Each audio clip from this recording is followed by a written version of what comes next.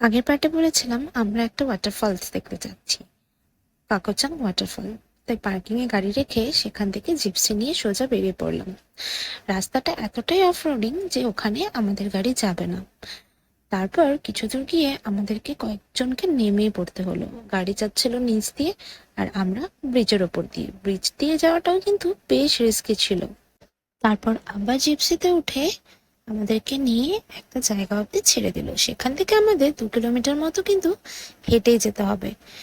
হেঁটে গেলেও কিন্তু কোনো প্রবলেম হচ্ছিল না, কারণ ব্রিজগুলো খুব সুন্দরভাবে এখানে বানানো, আর ন্যাচারাল ভিউটাও অসাধারণ। ফাইনালি পৌঁছে গেলাম ওয়াটারফলে।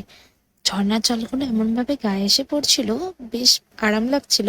আমরা প্রায় ভিজেই গেছিলাম। তারপর সেখান থেকে ব্যাক করে আমরা গেলাম এক জায়গায় লাঞ্চ করতে। আর লাঞ্চ করে আমরা আবার আমাদের হোটেলে ফিরে আসলাম।